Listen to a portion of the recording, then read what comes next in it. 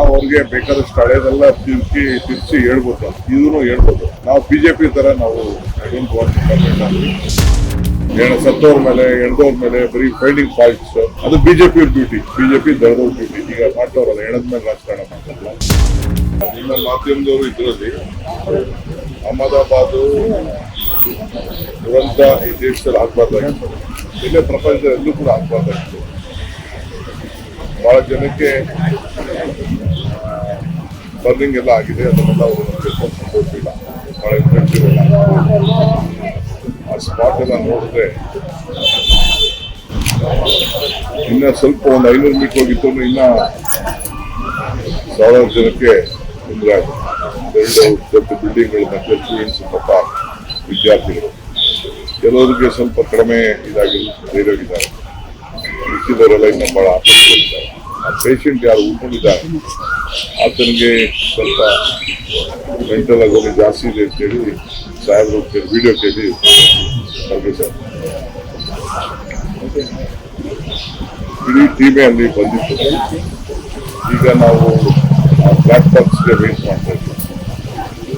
ಆಮೇಲೆ ಆ black box ಆದ್ಮೇಲೆ ಇಡೀ ಪಕ್ಷ, ಕಾಂಗ್ರೆಸ್ ಪಕ್ಷ ಇದ್ರ ಬಗ್ಗೆ ಒಂದು ಸಾಂತ್ವನ ಇಡುವಂಥ ಕೆಲಸ ಮಾಡಬೇಕು.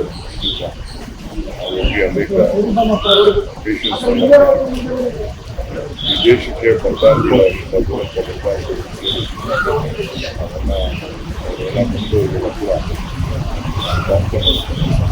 ಕೂಡ ಇನ್ನೊಂದೇನಂದ್ರೆ ಇನ್ವೇಷನ್ ಮಿನಿಸ್ಟ್ರಿ ಬಗ್ಗೆನೂ ಬಹಳಷ್ಟು ಕ್ವಶನ್ ಇಲಾಖೆ ಕರೆಕ್ಟ್ ಆಗಿ ಸರಿಯಾಗಿ ಕೆಲಸ ಮಾಡ್ತಾ ಇಲ್ಲ.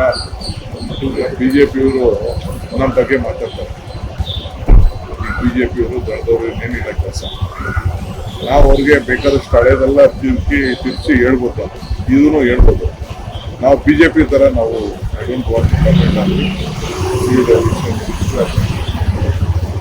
ಬೇಕಾದಷ್ಟು ನಾರ್ಮ್ಸ್ ಇದೆ.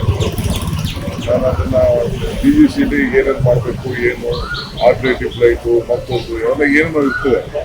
ನಾನು ಟೆಕ್ನಿಕಲ್ ಮನುಷ್ಯ ಅಲ್ಲ. ಡಿಬೇಟ್ ಆಗ್ತಾ ಇದೆ. ಸೊ ನಾನು ಪೊಲಿಟಿಕಲೈಸ್ ಮಾಡಲಿಕ್ಕೆ ನಂಗೆ ಇಷ್ಟ ಇಲ್ಲ.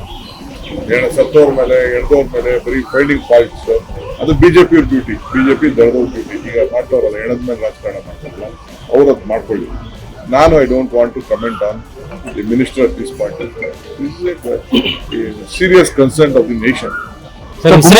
ಒಂದು ಆರೋಪವನ್ನ ಮಾಡಿದ್ರೆ, ನಿಮ್ಮ ಸರ್ಕಾರ ಹಾಕುವಂತ ಟ್ಯಾಕ್ಸ್ ನೋಡಿದ್ರೆ ನನ್ನ ಸರ್ಕಾರ ಇದ್ರೆ ನಾನು ಗೃಹಲಕ್ಷ್ಮಿಯನ್ನ 5,000 ರೂಪಾಯಿ ಕೊಡ್ತಿದ್ದೆ ತಿಂಗಳಿಗೆ ಅಂತ. ಅಂದ್ರೆ ನಿಮ್ಮ ಟ್ಯಾಕ್ಸ್ ಅಷ್ಟು ಮಟ್ಟಿಗೆ ಇದೆ ಅಂತ ಅವರು ಆರೋಪ ಮಾಡಿ. ಬಹಳ ಸಂತೋಷ, ಚೆನ್ನಾಗಿರ್ಲಿ, ಆರೋಗ್ಯಕರವಾಗಿರ್ಲಿ.